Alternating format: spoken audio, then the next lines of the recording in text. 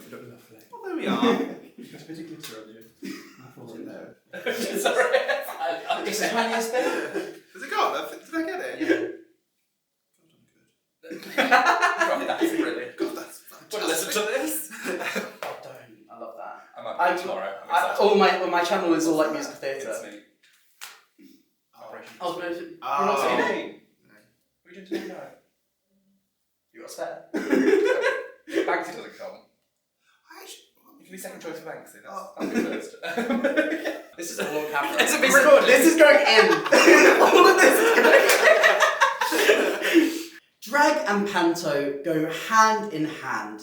But when you take a panto and make it all drag, you are in for some chaos. And I am here with two of the most chaotic bitches in the West. Hello. That's us. That's a full stop. Yes. Oh well. Could you please introduce yourselves and who you play in the show? Hello, I am Kitty Scott Claus and I am playing Princess Beauty. And I'm Kate Butch and I'm playing Queen Camilla. No relation. So, could you go a little... It's a big fly. It's a big fly. So, could you tell us a little bit about your role in Sleeping Beauty? Yes, I can. Well, go on. Basically, like the princess, like Aurora from Sleeping Beauty, but we can't say that because of Disney. So she's the princess, The titular beauty. Thank you very much for noticing. Yeah, she's the classic panto princess, and she just wants to find love, but she's trapped in her castle, and because of a Work it out. I just start doing noises. Then That's what she's going to do if she forgets her lines. 2 hours of us going. Oh, you know what's coming. And I am Queen Camilla, who is Sleeping Beauty's mother. A lot, should we say, nicer than her namesake. Yes, not that there's That's a namesake, surprise. allegedly. But there's some fun little jokes if you're aware of the royal family.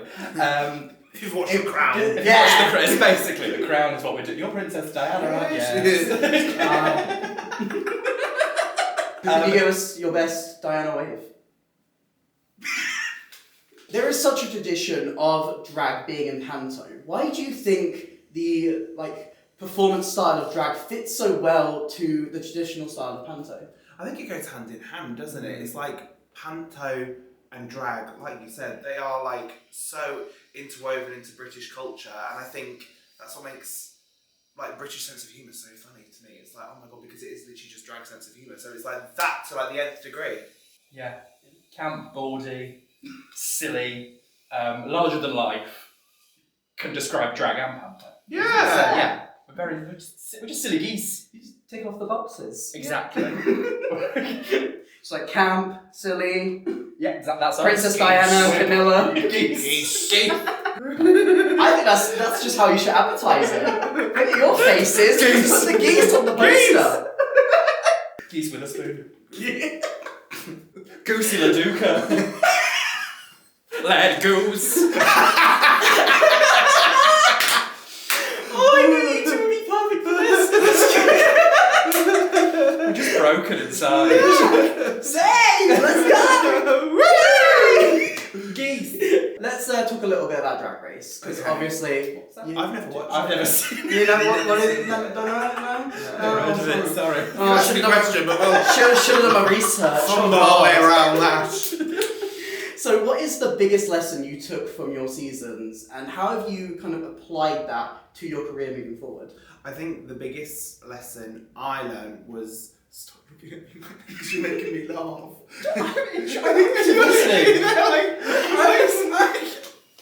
Stop it! I think the biggest thing that I learned, I'm gonna like not look at anyone. I'm like, look at Go on. I can still see on the camera. Should I just leave the room?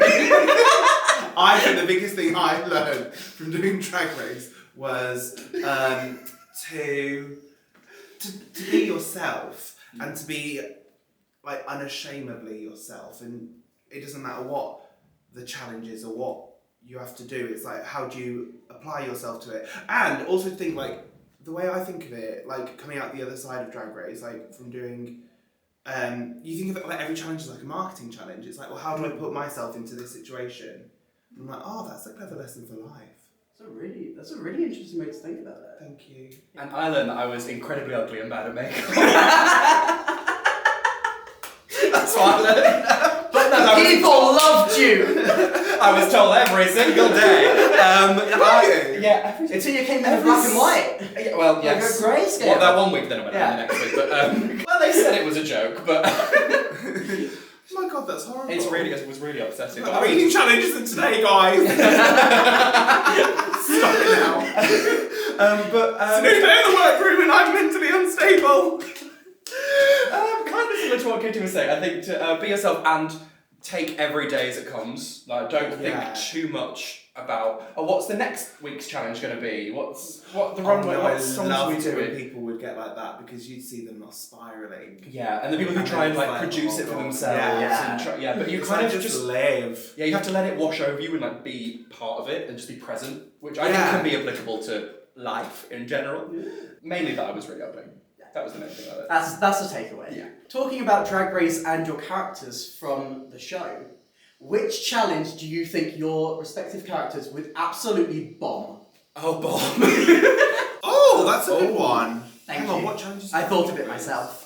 What challenges are on Drag Race? Makeover. Well, I think Fashion. I've got. I mean, there are. Sorry, sore subject. Sorry. There are at least 15 jokes about my makeup being bad in this show. So yeah, Queen Camilla would not be able to do the makeover.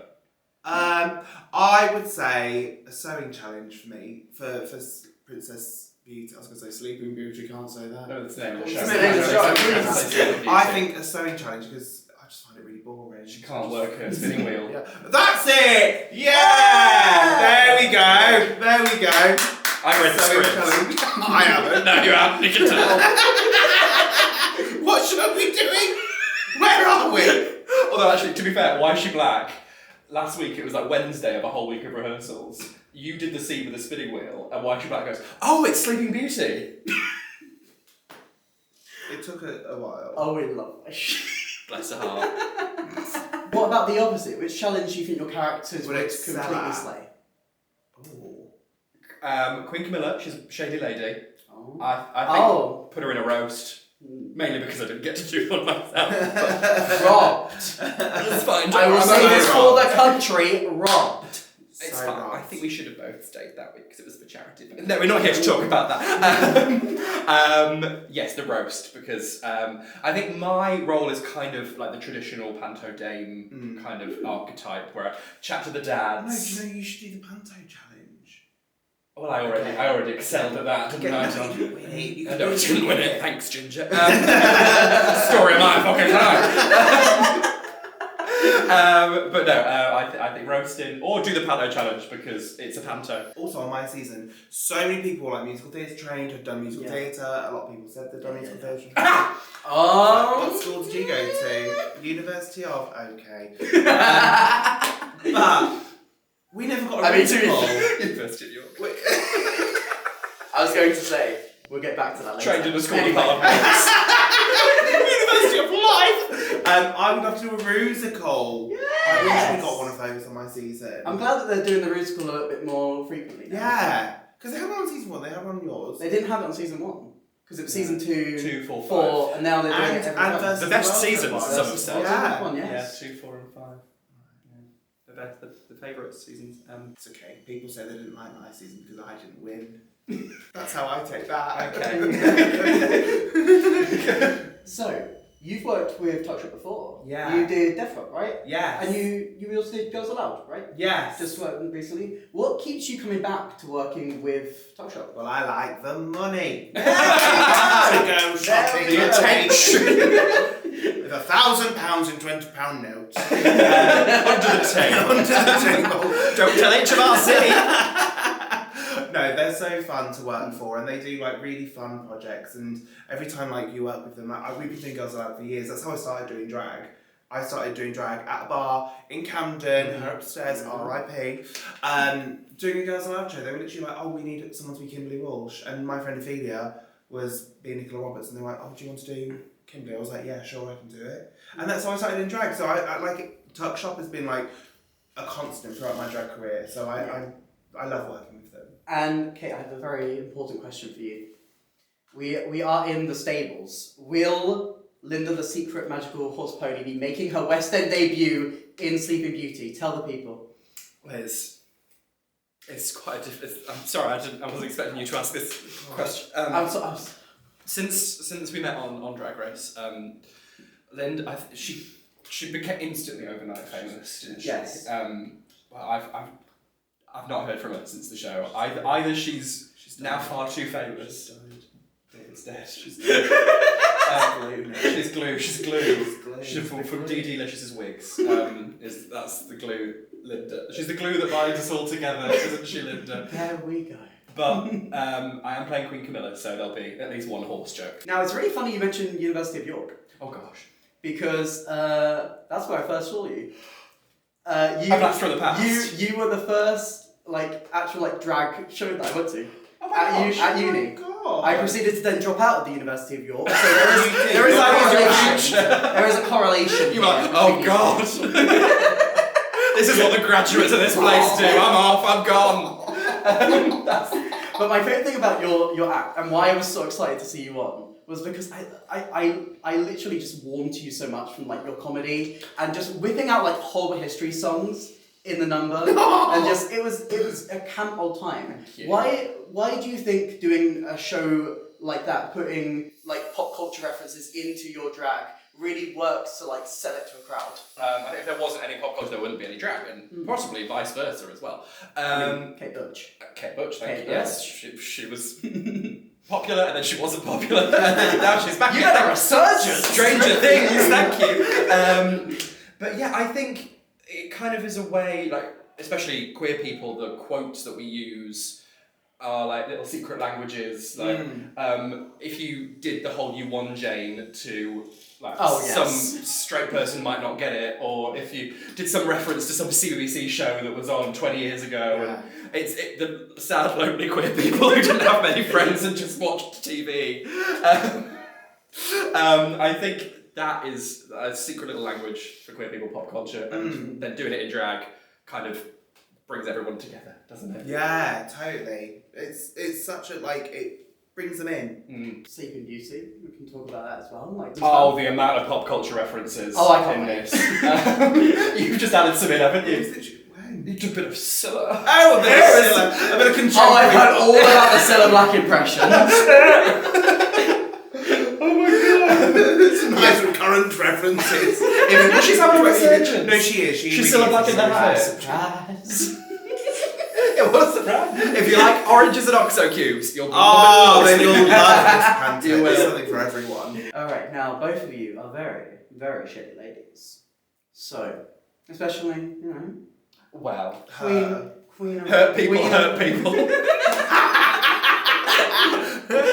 So I would like to hear your best roasts for one another. Best roast? God. The library is open. Go on, read, roast. You go first.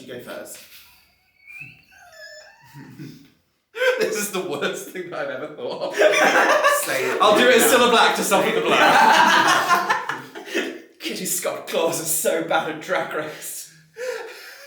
She lost to a 19-year-old piece of plastic. Double roast, 2 people. The girls. Damn. Oh my god. She won't watch it. She won't. Turn up. I love her. No, I love her. No. I love her. Right, Kate. Go on. I love the way you paint your... Oh wait, never mind. That's nasty. That's just cruel. That's just nasty. Yeah. Kate, you ugly bitch. You rubbish. Don't kick a dog when it's down. You do. Did you have a French bulldog about you? Can't breathe, tiny brain. Hopefully dead soon. Listen, Kate, if I wanted your opinion, I'd kick your kennel. Oh, I've opened the doors to something glorious. Well, bringing that back. How can you read? Look at this.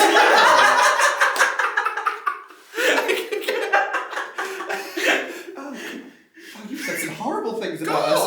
Something to do with us. Hieroglyphics. Oh, not Mamma Mia. Not me go again. Not my ticket to the Mamma Mia live finale. Oh my God. Not that. Did you go to the live finale? I did. I wanted to go, but I wanted to go. Did they make the skies kiss?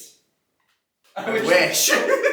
Owen, if you're free, if you want to commiserate, Owen, I didn't win a series of reality TV either, so. Why do people need to come and support like drag theatre and drag performances, especially now more than ever? Because club kids have fucked it up for everyone. Yes! Trying to get it back together. That is why. Yes, it's obviously a very important time in queer history and a very difficult time in queer history.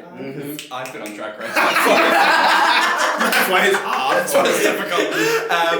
But yeah, I think it's important for people to show with turning up and with their wallets that queer performance is valid and important. And I think what TuckShop does amazingly is that, yes, there's you, me, Victoria, Michael, who have been in Drag Race, but there's also some amazing queens and kings and things and in-betweens who haven't been on Drag Race. And Not for lack of trying. Not for...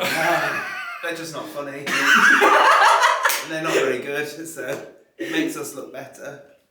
I was doing a lovely point about support drag that hasn't been on the telly, but don't support drag that has been on the telly. But yeah, it shines a light on the amazing performers like Wifey Black and Louis Cypher and Figure Love and Kima Bob. Amazing. It's going to be great. Now, I open the floor to you guys. I want you to advertise the show in the most chaotic way possible. This is what I do at the end of every interview. I feel like you are going to understand this vibe. Just whatever you want to do, advertise the show however you want to. Go. Right, you know that thing where you are a princess and you put your finger on a spinning wheel and then you fall asleep forever? That's what you were tonight to me. That was a Ross Matthews. It's a magical experience. It's something for the whole family to enjoy. As long as the family is maybe like 15 plus. Well, they've got to learn something. They've got to learn. There's quite a lot of fisting jokes. What's that? As you do. I'll show you later. Oh God. You know the Muppets? So you know that thing where you have the Muppets? And you have Kermit. And Kermit's there and he's moving his mouth. That was you tonight. That was you tonight on the main stage. That was you tonight. I didn't like it. I loved it. You're mucky pop. It's just a silly business. It's just It's fun. camp nonsense. It's hilarious. It's the perfect thing for that bit between Christmas and New Year. Yeah. Or bibkini, if you will. What? The bit between Christmas I wear and mine New at the Year. beach. Bit between Christmas and New Year. Call me Rachel Riley. Jesus Christ. Call me Rachel Riley. Bibkini. Bibkini bomb, she was on set. She wasn't. She's not in that. Sorry. Season 2. I don't know why, but it just sounds like you're calling me a slur. Bibkini. Bunch of Bibkinis. Well, Get your ticket, Bibkinis. Thank you so much for Thank saying that. you. That was the weirdest, chaotic tistiber. I'm very warm. What was Auntie Mabel? Sorry. And Pippin. And Pippin. R.I.P. to both of them. Yeah, dead. Oh. Dead as a doorknob. Come outside. Come outside. Oh God, there's come outside. The whole hallway smells. I was like, come. Alright, that's where we're stopping the interview. That's your lot. Bibkini. Bibkini.